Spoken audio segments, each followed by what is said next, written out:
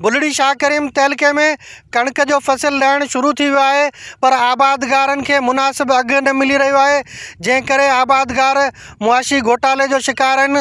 हिते मौजूदु आबादगारनि खां पुछंदासीं त उन्हनि जो छा चवणु आहे। ज़मींदार से इहो अर्ज़ु था करियूं त असांजो कणक जो रेट आहे कोन, 2022 रेट हले पियो। पाणी जो मिशननि जा पाणी भाण महांगा, असीं इन में तबाह थिया आहियूं। अघु असांखे ॾियनि कोन था। अटो हींअर बि असांखे 4000 रुपया मण में मिले पियो, ऐं असांजी कणक जो अघु आहे कोन। असीं त इन में आबादी करण में तबाह थी वियासीं। ज़मींदार हाणे ॿ विकिणूं छा करियूं भला। असांजे सरकार खां इहो मुतालबो आहे त महिरबानी करे असांजी कणक जो अघु वधायो वञे। अटो 4000 रुपया हले पियो, कम से कम 3500 रुपया असांखे अघु त मिले भला कणक जो। कणक जो रेट सफ़ा माना 2200 रुपया करे छॾियो तंहिंमें हाणे असीं माना परेशानी में आहियूं, का शइ जी नथी पूरी थिए, सम्झी ॻाल्हि।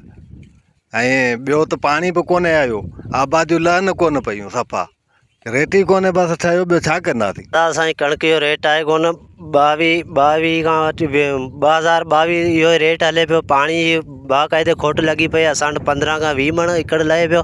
उन जे बावजूद बि जेको सो रेट नथो चढ़ियो वञे, असां ग़रीब आवाम केॾांहुं वेंदी। हुकूमत खे इहो था चऊं त महिरबानी करे कणक जो रेट वधायो वञे, ऐं जे रेट नथो वधायो वञे त अटो 4000 रुपया, कणक 2200 रुपया, इहो त माना सही लॻे ई न पियो।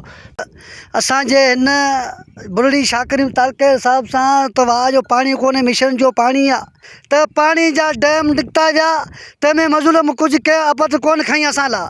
असां ग़रीब मिसकीन थी अॼु बि असांजा सथा रखियल आहिनि। बुलड़ी शाह करीम तालुके में इहे सथा साम्हूं आहिनि। अॼु बि असांजा अर्ज़ इहे था हलनि त महिरबानी करे हिननि जो अघु वधायो वञे। ॿिज असां वरितो 8000 रुपया कटो, ऐं फी एकड़ लहे पियो 20 मण। खेड़ी करियूं पिया उहो 2500-2700 रुपया फी एकड़। 8000 रुपया कटो जेको मिलियो उहो वञे पियो 2200 रुपया मण। वधीक नुक़सानु पियो इलाही, हद खां वधीक।